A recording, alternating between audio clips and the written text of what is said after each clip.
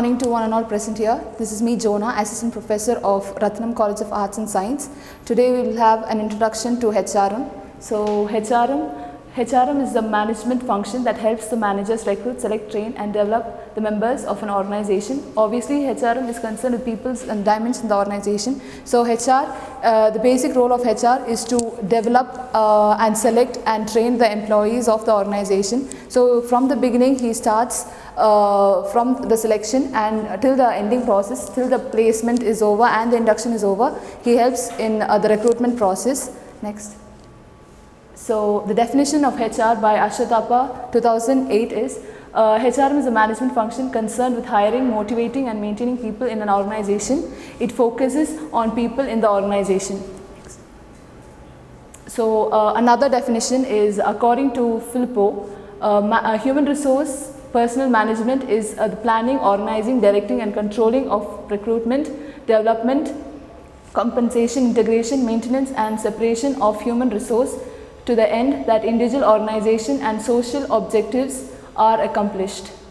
So the basic characteristics of human resource management are: it is concerned with employees, it covers all the levels of employees, it inherits all levels of employees, it is a continuous in nature. So HR manager is basically, the recruitment doesn't get over after his process is complete, but then it's an ongoing process. He has to complete the recruitment and till the selection he has to be with the employee for all the process. The nature of HRM. HRM consists of people related functions as hiring, training and development, performance review, compensation, safety, health, welfare, industry relations. So basically the HRM is not only recruiting, but then it also continues by the welfare, in the sense, like for example, if the person is retiring, he has to take the process of that also. If he is getting a provident fund, in the sense PF, he has to take care of that also, in the sense he is in the process till the end. HRM necessitates alignment of HR policies and practices with organization strategy, people's management. So then HRM, they have, each company has different policies. So each company has to facilitate the policies of the company. So the scope of human resource management.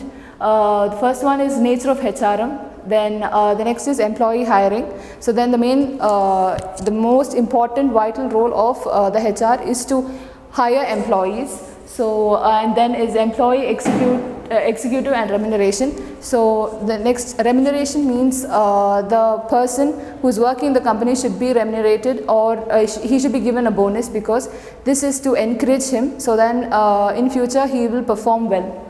And then next is employee motivation. If an employee does properly, in the sense if he is doing well in the company, he is supposed to be motivated and he is supposed to be taken to the next level. So then he will be in the company and he will sustain in the company. Next is employee maintenance.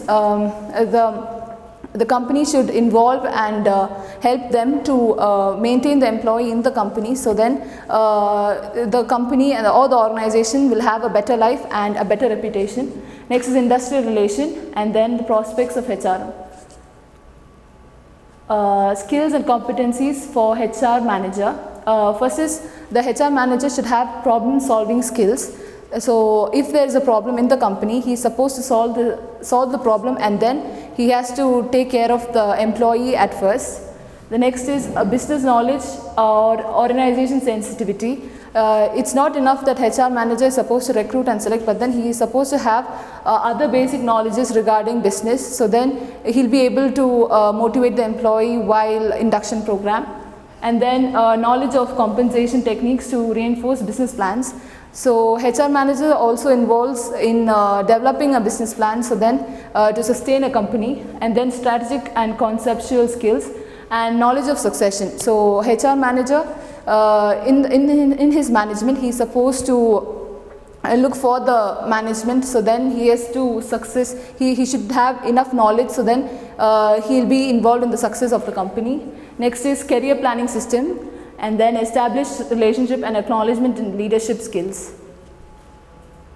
Then ability to analyze data, plan from it. Then computer literacy, competence in HR functional areas, awareness of the finance impacts to the HR function as well as to the organization. Then responsibility of a human resource manager.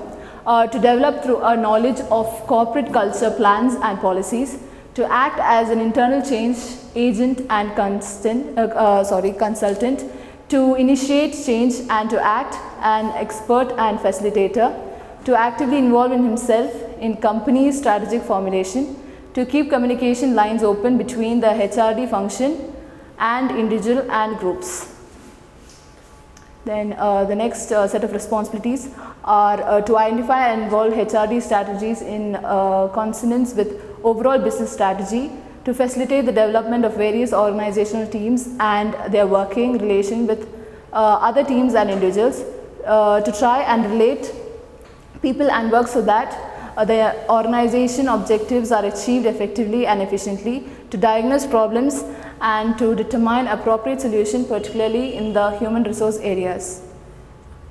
To provide coordination and support service for the delivery of HRD programs and services, to evaluate the impact of HRD intervention or to conduct research so as to identify improved individual and organizational performance. So the responsibilities of a HR manager includes all the above points. So then the HR manager is responsible, and the HR, that is the human resource management, is responsible for all the above responsibilities. So then to run a company properly.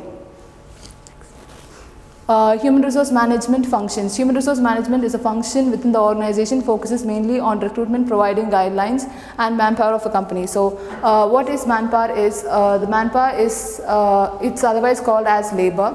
So labor for a company is very important because without the labor or without the company, without the employees, it's very difficult for them to manage a company. If there's a company, there should be laborers in the company to work for them. Manpower is one of the main factor which is keeping the company on the ongoing process. It is a function of a company or an organization which deals with concerns that are related to the staff of the company in terms of hiring, compensation, performance, safety, wellness, benefits, motivation and training. So functions of HRM, first one is a managerial function, and then we have operative function. So under managerial functions there is planning, organizing, directing and controlling. Planning involves a proper plan for the success of the organization. Organizing is, if there is no proper organizing in the company, then there won't be proper output for the company. Next is directing. A person should direct in the sense, in the principles of management we see there is unity of command and unity of direction, so it involves those. Then controlling, there should be a control for the organization. If there is no control, there will be mislead in the company. Then we have procurement, that involves job analysis, HR planning, recruitment, selection, placement, induction, internal mobility. Development involves training, execution development, career planning, succession planning, human resource development strategies. Motivation and compensation includes job design, work schedule, motivation, job evaluation, performance and potential appraisal, compensation administration, incentive, benefits and services. Maintenance involves health of the employee, safety and welfare and social security. Integration involves grievances, discipline, teams and teamwork, collective bargaining, participation, empowerment, trade unions, employee association, industrial relation. Emerging issues, personal records, personal audit, personal research, HR accounting, HRIS, job stress, mentoring, international HRM. So these are the functions of the HRM. So then HR manager's role is not limited to one certain point, but then he has to continue all his functions. So then it will be for the betterment of the company. Next we have traditional HR functions, that is performance, staffing, change management, administration. So performance includes the HR is supposed to assess the performance of the employee. Staffing is, there should be a control and there should be a direction of the company, so then the employees may follow that. And then change management and then the administration. Then functions of human resource management. It is classified as above. We saw in the last slide that there are the functions, that is managerial functions, operative functions, advisory functions. functions of managerial functions. So we'll see about this in the next class. So thank you everyone.